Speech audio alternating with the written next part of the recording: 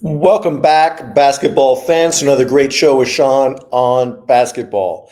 So, excuse me. Wow.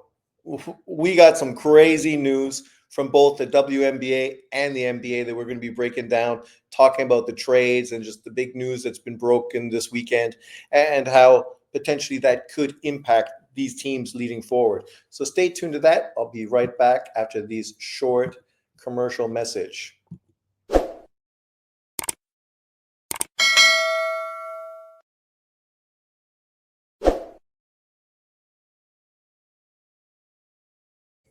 Welcome back. So there's not much to say. The basketball world is up on its head after learning about the Doncic and Anthony Davis trade. I mean, who expected that? I mean, I was sitting around, I saw this on my YouTube channel, and I just scratched my head and said, "What? What? This can't be true." And then, of course, I did some research and saw that literally this shit was true.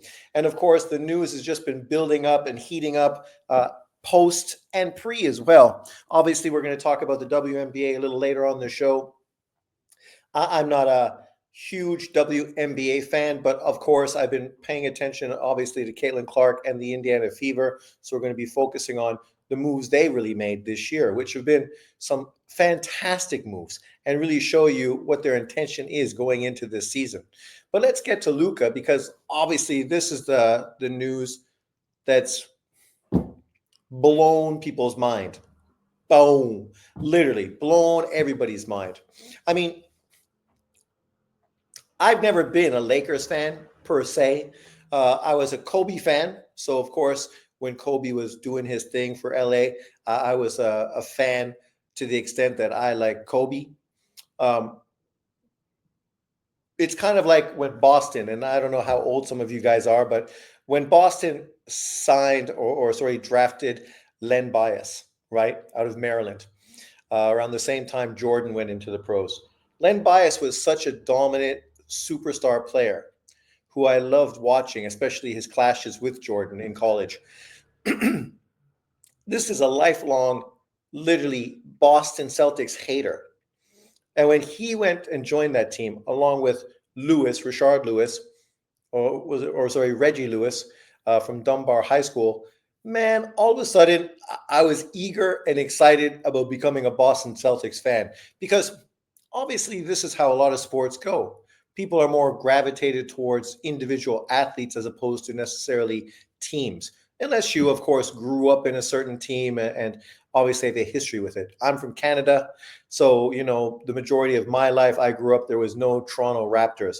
And even when the Raptors came to Toronto, I no longer lived in Toronto. I was living in Vancouver. So I didn't grow up with any affiliation to a hometown team. So obviously, I've been far more attracted to individual players. And I'm a huge Luka fan. Luka, the dominance on the offensive end that he's shown from almost day one in the league has been phenomenal. Phenomenal. Watching him play is incredible. It's entertaining. It's kind of like when Steph was first doing his thing in Golden State, and people weren't necessarily Golden State fans. But then when you saw what Steph was doing with that team and how exciting the play was, all of a sudden people became really sort of supporters of the Golden State Warriors. And Luka is the same. The way he connected, obviously, with Kyrie Irving, leading them to the NBA Finals last year. And the reason they lost the finals wasn't because of Luka. The reason they lost the finals last year is because of Kyrie Irving. Kyrie Irving, who obviously has a history with the Celtics and literally froze, right? Was non-consequential in that series at all. Wasn't the second gunner, the offensive second string guy they needed to sort of give Luka some support. And because there was no one able to sort of help Luka, Boston was able to sort of focus on him and knew that if they took him out of the game, the team was finished. And ultimately, that's what happened. But with everything now we hear about, him being overweight, him not focusing as much as he should, him not being as professional as maybe he should be. The reality is, this is literally that same guy that led you to the NBA Finals last year on a team that nobody going into the playoffs was predicting was going to do that, right? So it shows you the kind of support and faith that the franchise had in Luka, right? Because the reality is, this guy is just going to be turning 26 years old. He's still relatively young as a professional. And you know, you can understand him sort of becoming more serious, more focused, more professional as he grows older. Because generally, with a lot of pro athletes, that's what happens. When guys are young, their diets are not so good because they are so young and their body bounces back so quickly. They've been able to get away with really shitty diets for the majority of their career, and it hasn't impacted them at all. It's not until they become a little older, specifically around that 30 years of age sort of mark, where they realize that really focusing on diet will be a huge, huge uh, tool in their box to really extending their career and their quality of performance. You look at Mo Salah, a great Liverpool player in soccer, football, um, the consummate professional.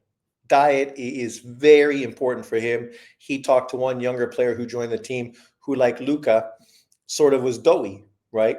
Didn't adhere to really a strict diet until really Mo sat down with him and really talked to him about it and talked about how it's really the difference between being a really good player and potentially being a great player.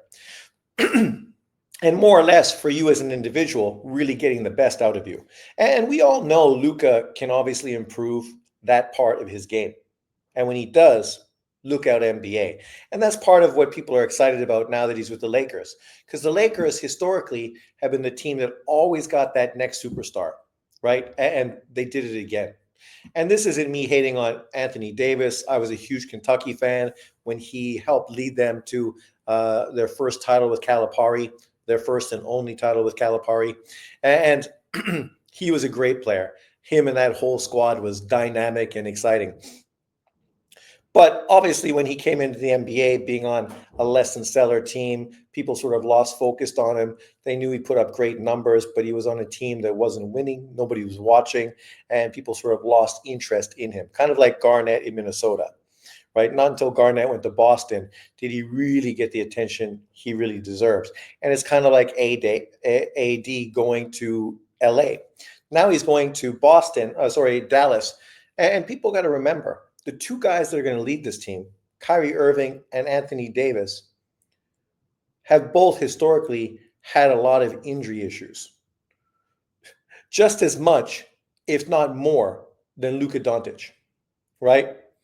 So when talking about issues with injuries and, not necessarily being there to support the team and be in the kind of shape you need to be in to perform for the team as much as you should, or as much as they would want you to. Now you're going to have these two guys being the leaders of your team.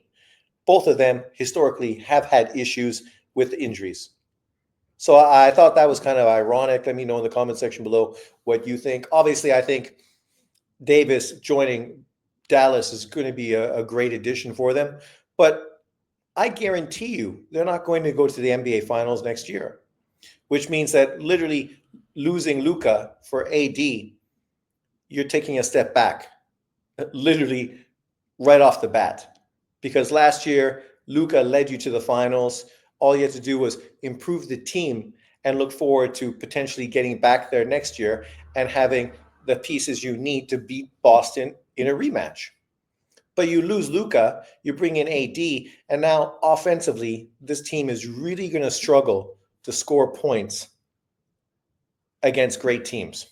And as we saw last year, even with Kyrie Irving and Luka, they struggled to score against Boston last year in the playoffs. Now you add Anthony Davis with Kyrie Irving, who choked last year against Boston. So you could assume if he runs into Boston this year, he's going to do the exact same kind of thing and choke once again. So who's going to be the second scorer to help lead this Dallas team to the NBA title, which is, of course, what ownership and GM was talking about? I don't see it. As far as the Lakers, Nobody expected the Lakers to really participate in the finals or even the West Conference Finals this year, right? No one thought they were one of the top three, even four teams in the West. So adding Luka, we can understand that they're not really going to be outstanding this year. This is obviously a move for the future. Um, you got to add some complementary pieces around LeBron and Luka. We don't know if LeBron is going to be around much longer, or potentially what the plan is with regards to him. So there's a lot of questions to be answered. Obviously, Dallas, you would think, should be better than the Lakers this year, because they've literally spent the last 2, 3, 4 years building a team up around Luka. And obviously, they even made some offseason moves this year that I thought were pretty good. And I do think the squad is good, long, right, deep, and we'll see if they can score enough points to make a difference. I don't think so, but let me know in the comment section below. What do you think?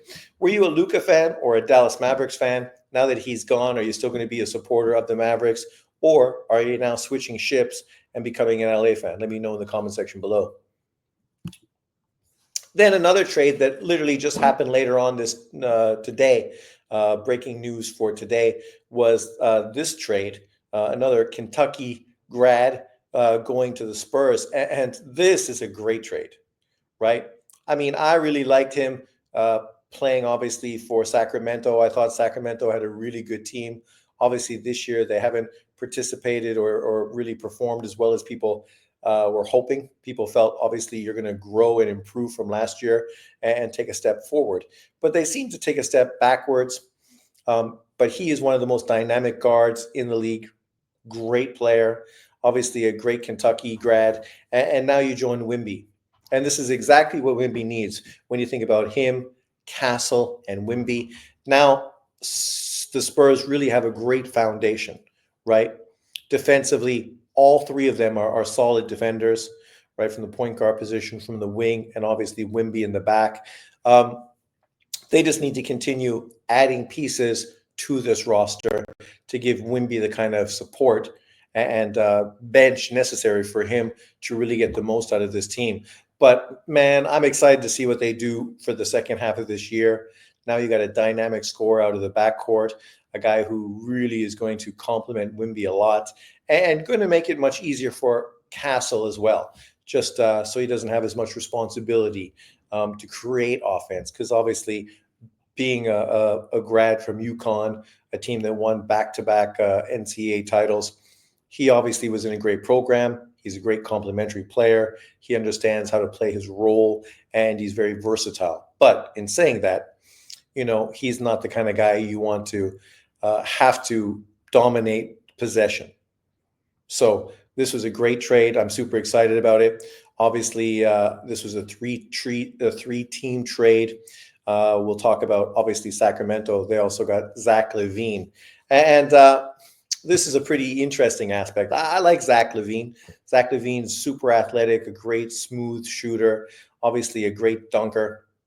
Been with Chicago, and at one point Chicago really looked like they had a really good squad, but injuries really sort of decimated them, and it's just been one thing after another, and they just never really have been able to come together, right?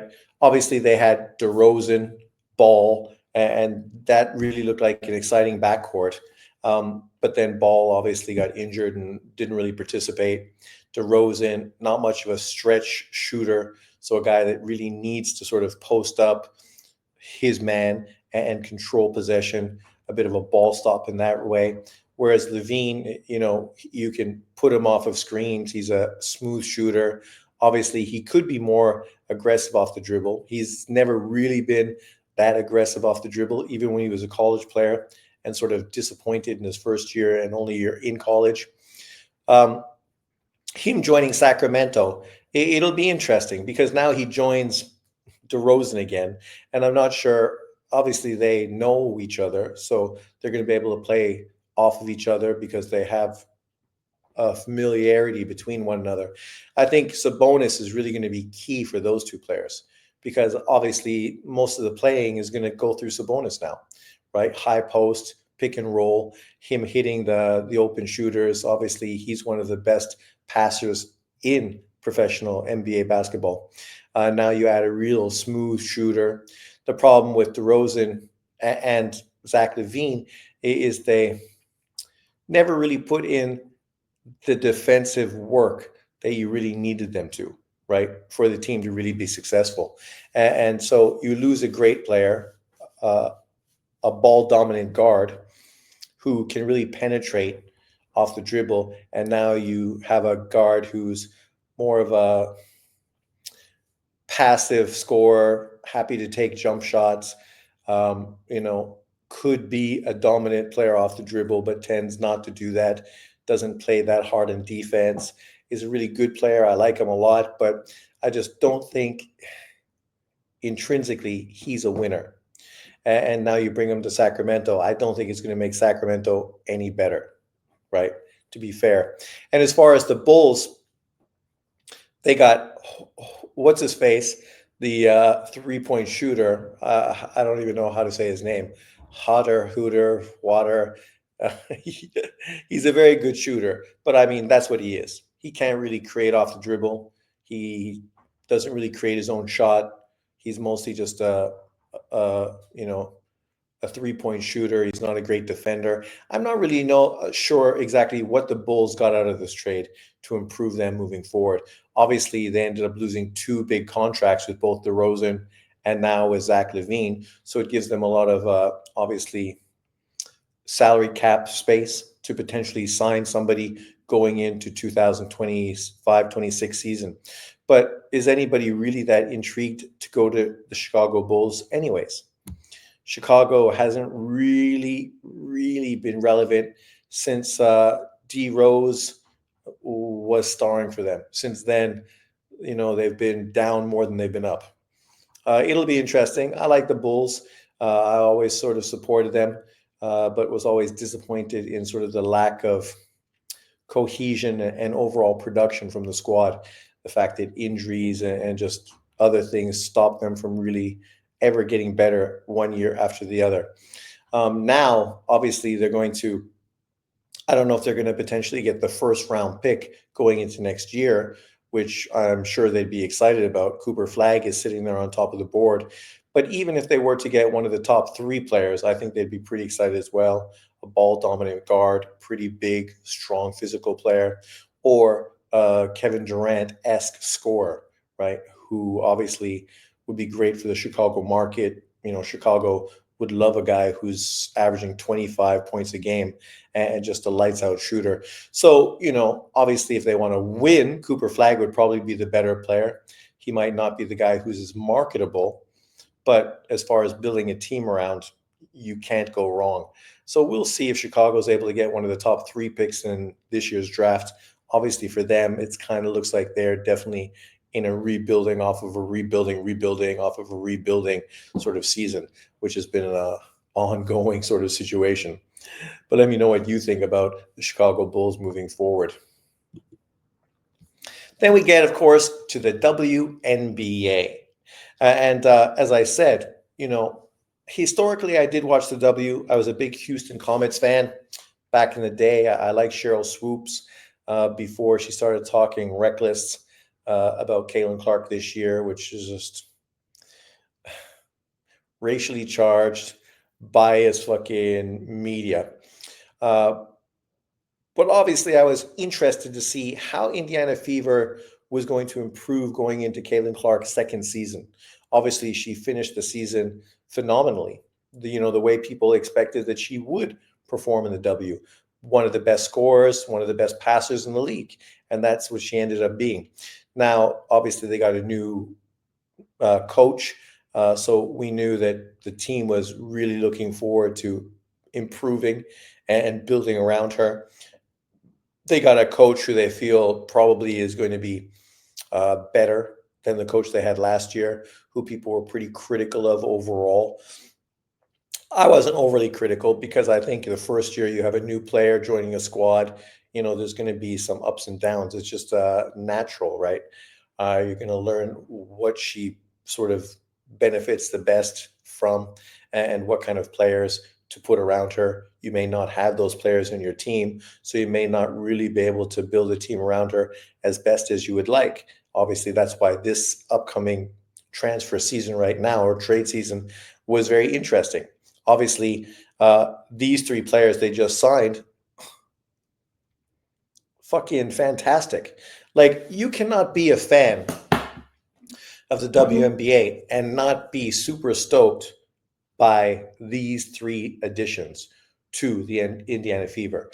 Like, literally right now, you have two starters right off the bat who are going to be joining a team that ended up making the playoffs last year, right? And by adding these two players, you definitely improve the squad significantly, as well as your bench from the third player that's on this team as well as your tenacity and aggressiveness. Defensively, you also improve, right? So the team is improving so significantly, also with the experience and the know how to win in the league, right? That's what you're literally bringing in here. I mean, obviously, most people were totally in shock, not quite like Luca, but pretty much in shock nonetheless when obviously, Bonner from Connecticut ended up just signing today. She's very long, 6'4", versatile. She gets up and down the court, which is perfect for Caitlin Clark's style of play. She can stretch the floor. She's a good mid-range shooter as well. Defensively, she's long and really good. When you look at her and Smith, who started last year, at the forward position, of course, beside what's her face? Sorry, she escapes my mind right now. The girl from South Carolina, the obviously the center who's coming back, very good player, very good post player, soft touch. Now you add Bonner beside her, your forward line improves significantly. And then of course you add Howard, right? And Howard's going to probably take Lexi Hall's position. She might not be the same shooter as Lexi Hall, but she's a better rebounder. She's a more versatile player. Obviously, she's just a better overall player, puts up better numbers across the board compared to Lexi Hall. And you don't lose anything by having Lexi Hall come off the bench, a knockdown shooter who's a very tenacious defender. And that's who you have coming off the bench, right? So that's a great addition. Right there, adding these two players, defensively, you've improved a lot. And one of the biggest problems Indiana had last year was rebounding. So now you add two players beside the center, Aaliyah Boston, who obviously is a good player, but she's not the fleetest of foot. So a lot of times she doesn't get as many rebounds as I think she could because she's just not able to move into positions as well as she should. And obviously she doesn't read shots as well as she should to sort of dig in there and just get into position more. But now you add two much more athletic players who are going to be able to get across, get over the floor, get up and down, defense, put pressure on the shooters, clog the lane, and just great additions to the Fever. And then, of course, you add Sophie Cunningham coming off the bench. Maybe Sophie Cunningham will fit the style better, and maybe she will start over Natasha Howard. We will see. Most people wouldn't expect it, but obviously Sophia Cunningham is a very good offensive player, tenacious, has a real mean streak in her as well, which is something Indiana needs, right? One of the biggest negatives last year was the fact that when Caitlin Clark was getting bullied consistently by other teams, people didn't feel like her teammates had her back, right? People weren't in there to support her like they should. And if you want to be a championship team, you got to have each other's back. You got to be there for people, and they got to know you're there for them. And unfortunately, last year, they didn't really have that vibe. And obviously, that's why, they weren't able to do more in the playoffs, why they weren't able to just get more out of the squad. But now when you add Bonner, a professional, long history of winning, world titles or WNBA championships, Natasha Howard, long, athletic, right? A very versatile player. And then, of course, Sophie Cunningham, good shooter, can score off the dribble. Obviously, a very tenacious defender as well. Can defend three positions, right? 2, 3, 4, and 5 for the most part on short term. Your team is so versatile. And then, of course, you have Lexi Hull coming off the bench. I'm not sure what other additions they're going to have. Obviously, they'd be good for them to have a backup point guard just to give Caitlin Clark opportunities to rest.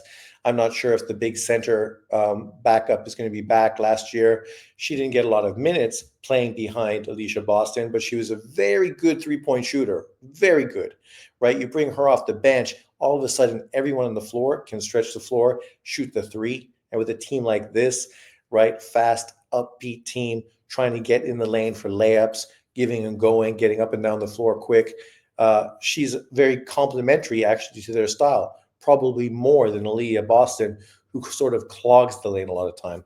She'd be better if she sort of played more like a Karl Malone, high post, passing off the post, hitting people on the down cuts, or just hitting them for open three-point shots, playing high and low with her other forward tandem partner as well.